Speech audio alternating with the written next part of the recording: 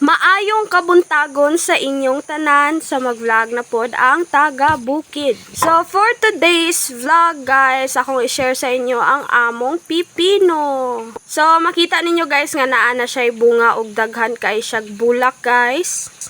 So estimate na to nga harvest ani guys sunod semana pa. So maka-harvest na takaloyan og pipino sunod semana.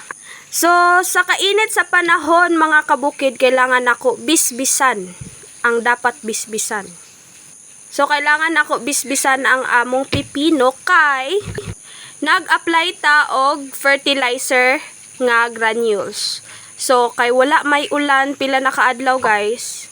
So useless to siya og dili to siya mabasa. So naghakot ko og tubig guys para ibisbis sa atong pipino. So kailangan jud siya bisbisan guys para dili sayang ang atong giabono, gi-apply nga abono sa atong pipino. Maayo na lang jud guys kay naata sa duol og tubig og dili ra kay ta maglisod og pangitag tubig. Og paghuman nako og bisbis guys, nagproning na pud ko kay daghan na siya og sanga og mga dahon nga dili kailangan. So, ang pipino gyud guys, kailangan jud na nimo siya i-pruning. So, dili na nimo siya pwede pasagdahan nga magdaghan ang iyahang mga dahon ug ang iyang mga sanga.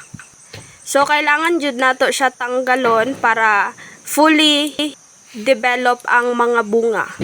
So, kay isa man gud sa hinungdan nga magbaliko ma-disalign ang mga bunga sa pipino kay tungod kulang siya sa nutrients. Kay instead nga sa bunga mapadulong ang mga nutrients nga atong mga gina-apply sa atong pipino, didto mapadulong sa dahon.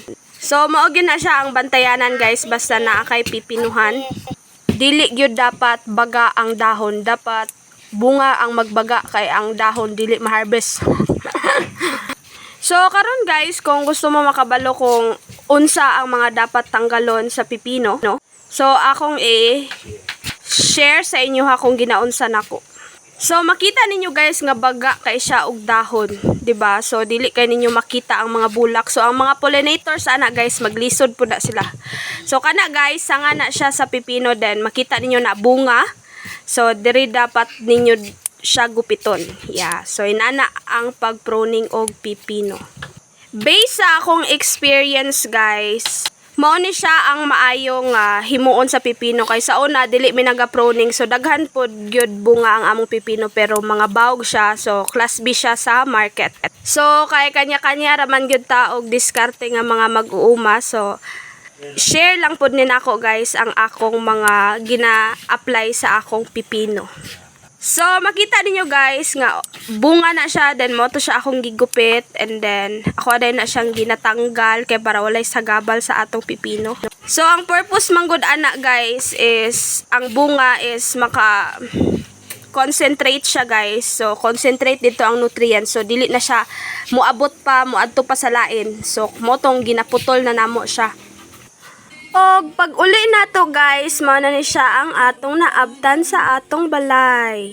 Yeah, so lingaw kaayo sila guys. So nagpanday pa ang akong papa sa balay guys, ihapang ginatiwas ang mga tiwasunon with music, and then si balay lingaw pud kay siya guys og sayaw-sayaw. So makawala gyud og kakapoy akong anak guys.